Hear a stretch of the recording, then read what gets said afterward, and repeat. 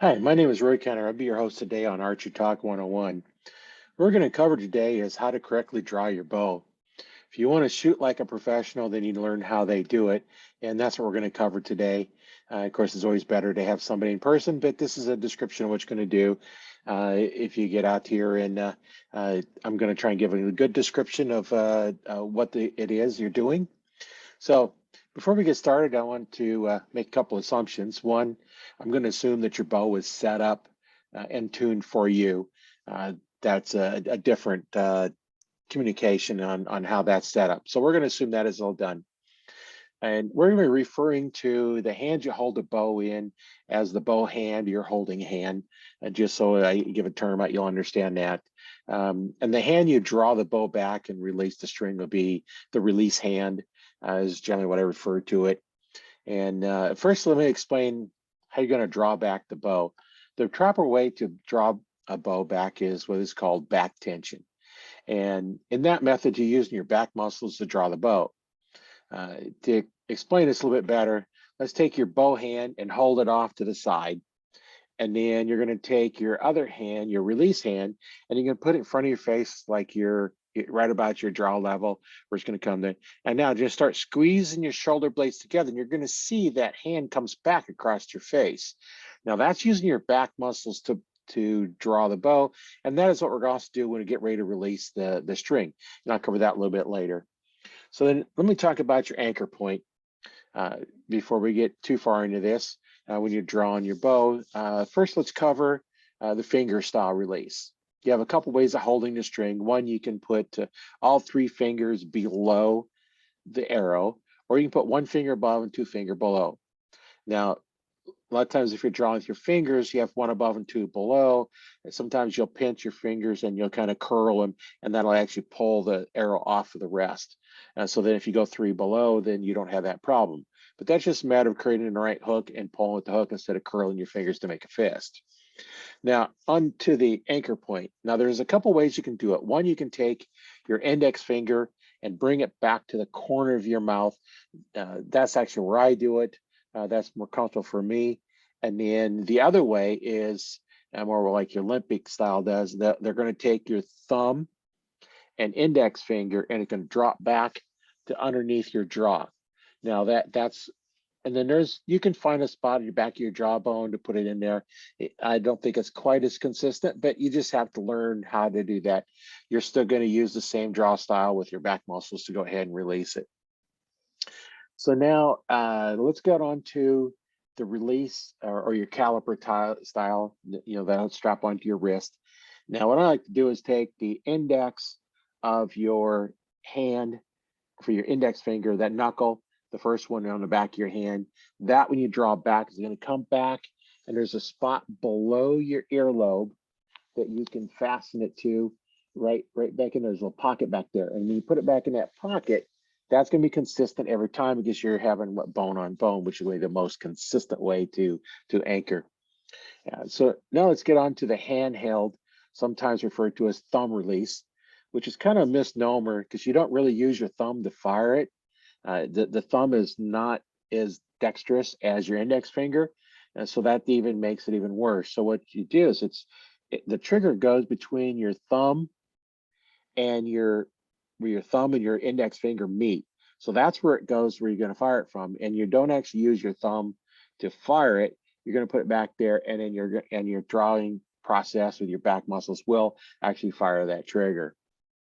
And that's kind of the little different describes on that anchor point. Now on your handheld, your anchor point, instead of being the first knuckle on your hand, you go to the ring finger. And as you come back, you're just turning your hand over so the ring finger is actually in that same spot. So that's where you want to go. It's going to be pretty much the same, whether you're using your trigger or a handheld one. You're going to still use the same trigger point in both cases. Now, I've heard people say that you have to change your sights when you switch between a caliper and a handheld release, or the what they call the thumb release, and that's false. You don't have to do that. If it's set up right, you're doing it right. you're going to use a peep, and some use a kisser button and a contact with your nose. So as you draw back, you have a peep that lines up with your eye. You put your string on your nose, and then I like a kisser button because it gives me, third reference.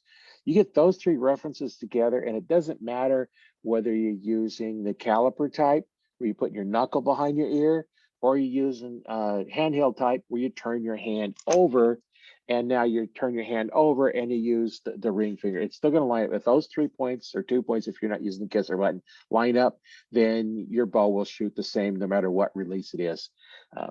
I switch between them and don't have any problem. I don't change sights or nothing. I have a caliper type that I use when I'm hunting in the wintertime, because when it gets really cold, I don't like grabbing onto a piece of cold metal that's actually hanging off my bowstring, because you need the control to be able to feel those the trigger in your thumbs. So you need to have a little bit something on your hand, and I don't really use one where I can take the caliper type and hook it onto my wrist, and then from there I can hook it on, because mine had not really a caliper type. It has a little hook on it.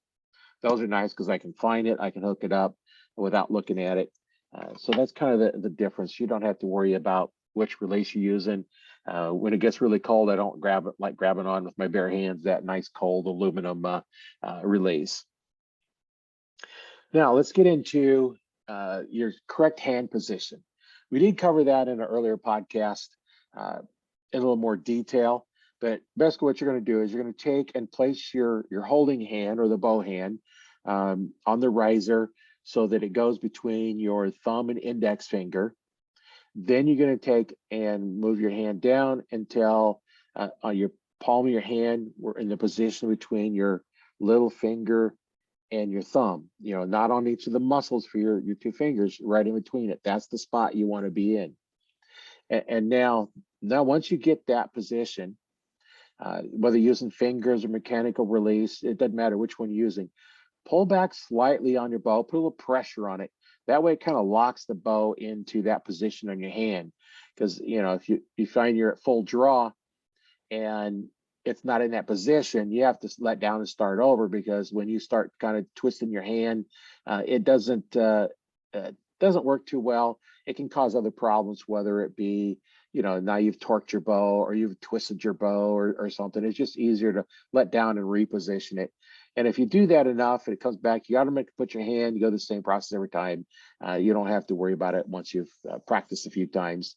And that's just going to be, habit once you get there.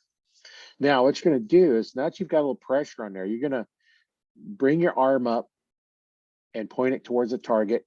You're going to have a little bit more bend in your arm than you normally would, because you want to be pushing the hand forward. It's easier to draw a bow if you're pushing with that hand as well as pulling back with the back muscles on the other one. It's a little bit easier that way. Now, what you're going to do when you get ready to start your draw process, what you want to do is lean slightly forward by bending at the hips.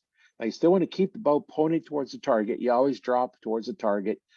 You see a lot of people, they'll raise the bow up and try and bring it down.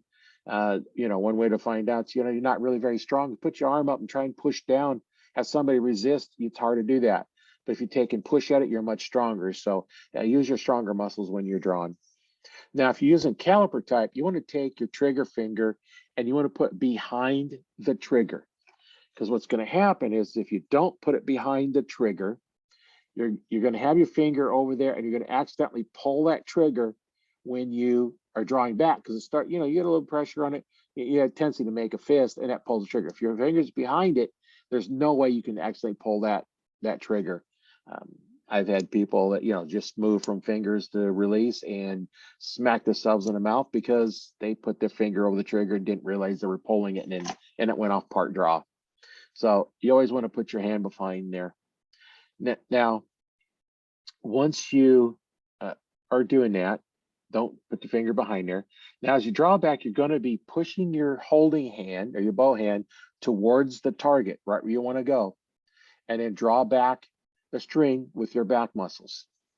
Now, when you're at full draw, you'll find your anchor point, which is, depending what type of release you're doing and how you're going to anchor, find your point. Once you're at your anchor point, you're going to start your aiming process. So now once you're at the anchor point, you haven't even put your finger on the trigger yet, you want to start aiming.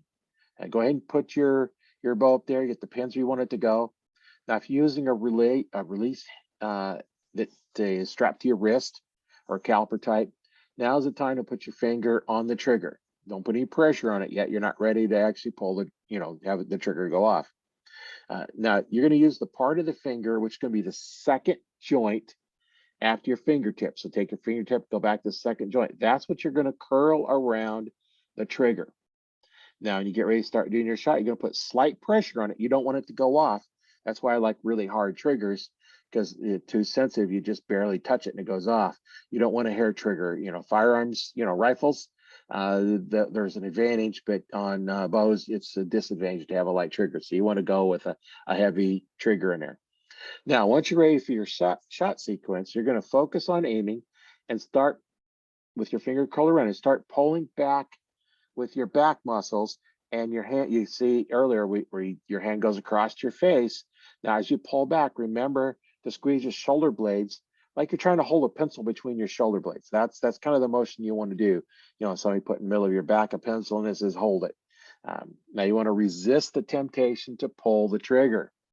A lot of people do that, and that's why everybody has problems when they're grouping. It should be a total surprise. One way I've done this is taken when I've been teaching them in person, have them put their finger out above the trigger so that it's above the trigger.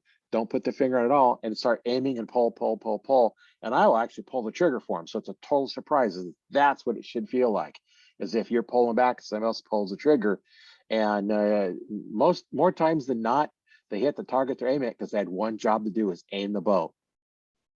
And that's kind of what you're doing. Your job in shooting a bow is to draw the bow back and put force in it and then aim. That's your only function to do. Let your subconscious or your big muscles do the firing. It's kind of difficult to do fine motor skills at one time, two of them. Like take, people pat your tummy and rub your head. It's two different things. You can't do both of them. Aiming is a fine motor skill, and so is taking index finger and pulling it. Now, the way it gets out with rifles is they're a little bit different way of shooting. So you need that little fine motor skill to squeeze the trigger. So that's why we use your back muscles, because once you start them, you can quit thinking about your back muscles and concentrate totally on the aiming part. So that's the correct way to draw a bow. If you have any questions or like advice or tips, if you want to join the Facebook group, the Archery Talk 101 Facebook group, there we have a group of people that go in and they can review your form. You can upload a video and we'll take a look at it and give you pointers and advice. If you have questions on your bow setup, we have bow techs in the group that can answer questions, and archery instructors with over a couple decades of experience working on bows and teaching people. So join that group, have a little extra support for it. I'll put a link in the description, make it easier for you to find the group. Once again, this is Roy Canterbury. I've been your host today on Archery Talk 101. Thanks for listening.